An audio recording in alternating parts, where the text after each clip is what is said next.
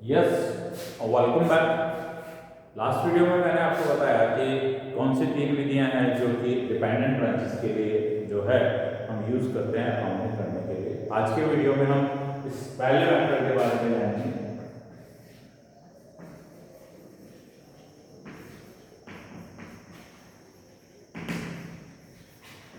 Branch nominal account में ध्यान दीजिए, जैसा कि नाम से ही आपको प्रतीत होता है नॉमिनल अकाउंट, नामात्मक खाता। तो इस मेथड में लेखे करते वक्त हम ध्यान दें कि एक जो मुख्य खाता खोला जाता है वह खाता खोला जाता है ब्रांच अकाउंट, और ब्रांच अकाउंट के माध्यम से ही सारे लाभ हानि की जानकारी यहाँ की जाती है। इसलिए सबसे महत्वपूर्ण अकाउंट के रूप में ब्रांच अकाउंट होता है, और जैसा कि इसका नाम है ब्रांच नॉमिनल अकाउंट मेथड, यानी यहाँ जो ब्रांच अकाउंट है वह नॉमिनल अकाउंट के रूप में कार्य करेगा। अगर मैं और भी ज़्यादा एक्सप्लेन करूँ आपको तो it is just like a trading and P and L account, यानी जो भी मदद ट्रेडिंग और पी एंड एल अकाउंट में आती थी वो सारी मदद कहाँ आएगी, ब्रांच अकाउंट में यहाँ पर देखी जा सकती है। इसके अलावा जो यहाँ इंपॉर्टेंट खाते खोले जाते हैं वो होता है goods and to branch account. इसके अलावा स्टॉक विद ब्रांच अकाउंट जो ओपनिंग स्टॉक और क्लोजिंग स्टॉक के रूप में होता है। इसी प्रकार से जब सेल करते हैं या माल को जो है वो किसी अन्य शाखा को भेजा जाता है तो वह अकाउंट किसी स्पेसिफिक अकाउंट के रूप में नहीं होता है। बैंक अकाउंट तो पैसा आने का और जाने का माध्यम होता है, मुख्यतः यही खाते खोले जाते हैं यहाँ पर। इसके अलावा यदि उधार बिक्री की जाती है तो ब्रांच डेटर अकाउंट, जिसको कि मेमोरेंडम रूप में बनाया जाता है। ध्यान दें, इस विधि में जो सबसे पहला खाता खोला जाता है वह होता है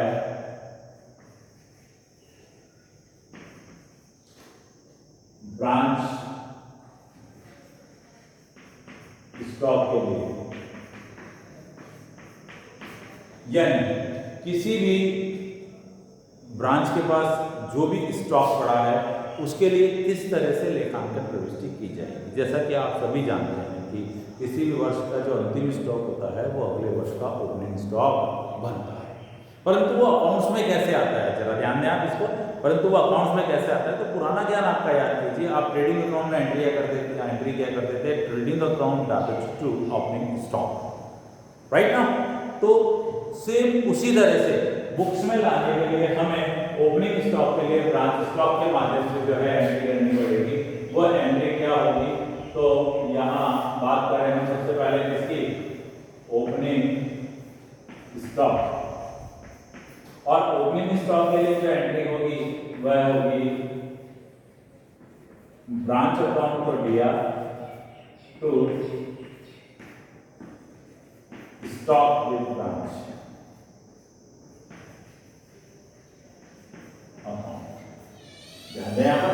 ब्रांच अकाउंट को डीआर किया जाएगा, यानी इस ओपनिंग स्टॉक को कहाँ लाया जा रहा है, ब्रांच अकाउंट में लेकर के आया जा रहा है। ये बैलेंस के रूप में पड़ा है हमारे पास पिछले साल का क्लोजिंग स्टॉक, जिसको हम साल के शुरू में क्या करते हैं या किसी भी समय के शुरू में कह सकते हैं, महीने के शुरू में या साल के शुरू में, इसको कहाँ लाया जा रहा है, ब्रांच अकाउंट में लाया जा रहा है। और उसके लिए जो प्रविष्टि की जा रही है वह क्या होगी, branch account DR to stock with branch account. इससे यह ओपनिंग स्टॉक जो है वो कहाँ आ गया, बुक्स में आ गया। अब जो क्लोजिंग स्टॉक होता है उसके लिए अगर हम बात करें जो साल के एंड में बचेगा उसके लिए जो होता है इसके जस्ट बीच में प्रविष्टि की जाती है। क्लोजिंग स्टॉक के लिए होती है entry stock with branch account को दिया टू ब्रांच।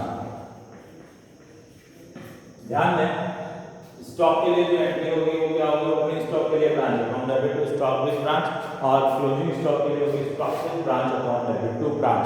और इस एंट्री को करने के बाद जो स्टॉक विद ब्रांच अकाउंट है वो क्लोजिंग बैलेंस के रूप में बुक्स में रह जाएगा। ये दो एंट्री इंपॉर्टेंट एंट्री होती है जो कि आपको बुक्स में लेकर, यहाँ ध्यान दें जो हम ब्रांच नॉमिनल अकाउंट मेथड पढ़ रहे हैं उसको किस पर पढ़ रहे हैं, कॉस्ट प्राइस पर। इसे हम बाद में देखेंगे किस पर, इनवॉइस प्राइस पर। थोड़ा सा डिफरेंस होता है बस कॉस्ट प्राइस और इनवॉइस प्राइस का, क्या रीजन होता है इनवॉइस प्राइस पर एंट्री करने का, ये भी मैं आपको बाद में वीडियो में बताऊंगा जब मैं आपको इनवॉइस प्राइस के बारे में बात करूंगा। आज हम बात करते हैं कॉस्ट प्राइस के बारे में। तो यहाँ दोनों की कॉस्ट कैलकुलेट कर ली जाती है, यदि नहीं दी गई हो तो दे दी गई हो तो बहुत बढ़िया बात है कि आप दोनों को कॉस्ट पर क्या कर देते हैं, लिख देते हैं। इसके बाद जो अगली बात करें, जो ट्रांजेक्शन होता है, पहला ट्रांजेक्शन तो ये देखा जाता है कि इसके पास स्टॉक पड़ा है क्या, उसकी एंट्री की जाती है। दूसरा क्या होता है कि कोई भी हेड ऑफिस अपनी ब्रांच को क्या भेजेगा, माल भेजेगा। तो हेड ऑफिस द्वारा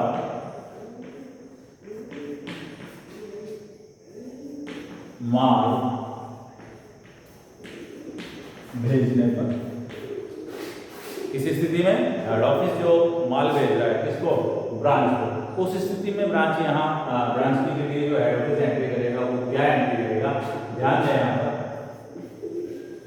ब्रांच रिसीवर है और ब्रांच अकाउंट को क्या कर दिया जाएगा, दिया, और टू ये एक नया खाता खोला जाता है, गुड सेंड टू ब्रांच। यहाँ हर जगह ध्यान देंगे कि अभी मैं ब्रांच अकाउंट लिख रहा हूँ, यदि किसी ब्रांच का स्पेसिफिक नेम है, जैसे अजमेर ब्रांच तो हमको हर बार लिखना पड़ेगा अजमेर ब्रांच, जैसे अलवर ब्रांच तो हमको लिखना पड़ेगा अलवर ब्रांच, जैसे दिल्ली ब्रांच, जैसे जयपुर ब्रांच, तो उसके साथ नाम आएगा उसका, क्योंकि हो सकता है किसी एक बिजनेस में एक से अधिक ब्रांचेस हों, तो कैसे स्पेसिफाई किया जाएगा कि किस ब्रांच में माल गया है, तो उसका नाम पूरा आपको यहाँ पर लिखना है। जैसे अजमेर ब्रांच है तो अजमेर ब्रांच, अलवर ब्रांच है तो अलवर ब्रांच, जयपुर ब्रांच है तो Jaipur branch. To goods and to branch, ये ब्रांच को माल भेज दिया जाता है। इसको भी किस पर भेजा जाता है, कॉस्ट पर। एंट्री किस पर की जा रही है, सारी की सारी कॉस्ट प्राइस पर की जा रही है। हो सकता है हेड ऑफिस को ब्रांच यह माल, कुछ माल वापस लौटा दे, ऑर्डर के अनुसार नहीं हो, या बिक नहीं रहा हो, या फिर उसमें क्या हो, थोड़ी सी त्रुटि हो। तो ऐसी स्थिति में हेड ऑफिस को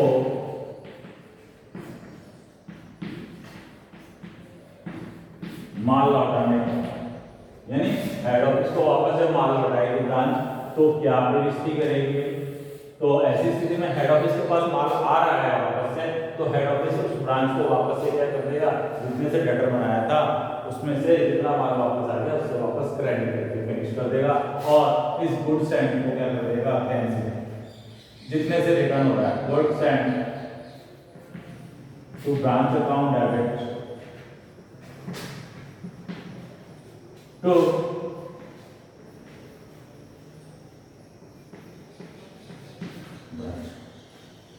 यहाँ ध्यान देंगे माल को क्या किया जा रहा है, लौटाया जा रहा है। तो जस्ट इसकी अपोजिट एंट्री यहाँ पर। इसके बाद जो अगला कार्यक्रम आता है वह आता है शाखा द्वारा नकद या चेक हेड ऑफिस को। अब यहाँ देखिए शाखा एंट्री नहीं कर रहा है, एंट्री कौन कर रहा है, हेड ऑफिस। तो हेड ऑफिस के बाद जो है कैश या वह बैंक जो है चेक है जो रिसीव होगा, ऐसी स्थिति में एंट्री जो हेड ऑफिस के द्वारा की जाएगी वह की जाएगी कैश अकाउंट दिया, बैंक अकाउंट को दिया, टू ब्रांच। वापस से आप ध्यान दें, मैं वापस से एक बार फ्लैशबैक करता हूँ। पहले माल का जो स्टॉक है, ओपनिंग स्टॉक, एंट्री होगी branch account debit to stock with branch account, और उसके बाद माल भेजा जाएगा branch account debit to goods and to branch. उसके बाद माल रिटर्न भी हो सकता है goods and to branch account debit to branch. Cash यदि हेड ऑफिस को भेजा जा रहा है तो कैश या bank account debit to branch. Closing stock यदि किसी प्रकार का है तो stock to branch account debit to branch account entry की जाएगी। इसके बाद कुछ और एंट्रियां होती है, उसके बारे में हम बात करें।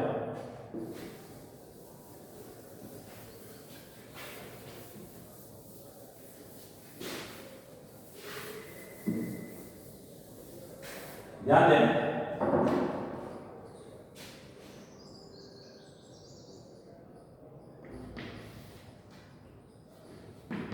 हेड ऑफिस द्वारा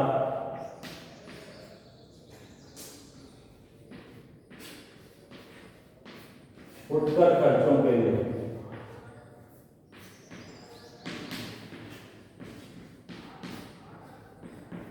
राशि भेजनी, यानी हेड ऑफिस जो है वो छोटे मोटे खर्चों के लिए बार बार में जो है वो जो है ब्रांच को ऐसा नहीं है कि बार बार में हर पैसे को पेमेंट करता रहे, तो वह जो पेटिंग एक्सपेंसेस होते हैं, फुटकर एक्सपेंसेस होते हैं, उसके लिए सीधा ही एक साथ ही क्या करता है, अमाउंट अपनी ब्रांच को भेज देता है। पॉसिबल एंट्री है, ब्रांच यहाँ रिसीव कर रहा है, branch account debit to cash oblique bank, जैसे ये एंट्री इसके लिए पेटिंग एक्सपेंसेस के लिए।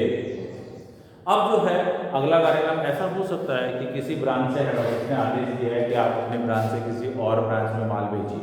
हेड ऑफिस के आदेश अनुसार जो ब्रांच है वो माल तो भेज देगी, परंतु एंट्री तो हेड ऑफिस को ही करनी है।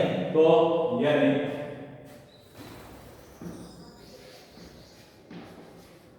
अन्य शाखा को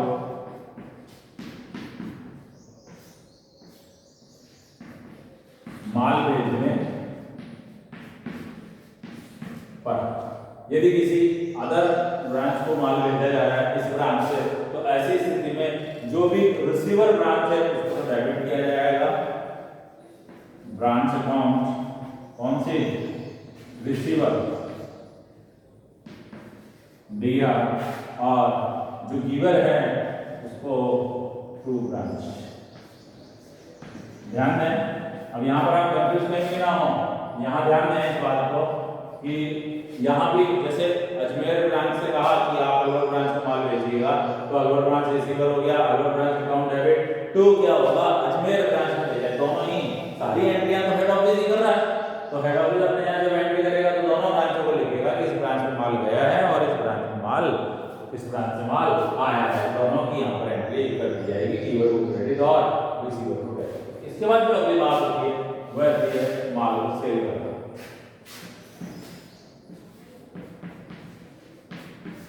शाखा द्वारा माल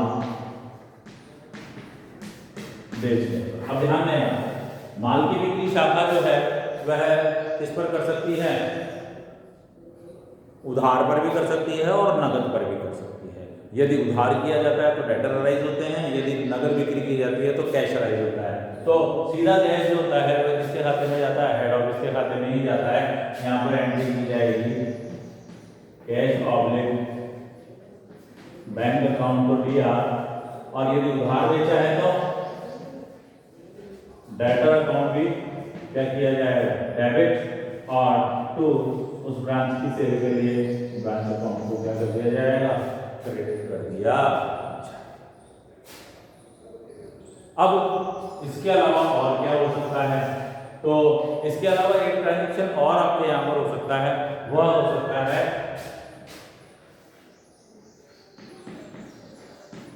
शाखा के पास स्थायी संपत्ति। हो सकता है हेड ऑफिस ने शाखा को स्थायी संपत्ति खरीदने के लिए कह दिया हो या बेच दी हो स्थायी संपत्ति उसके पास।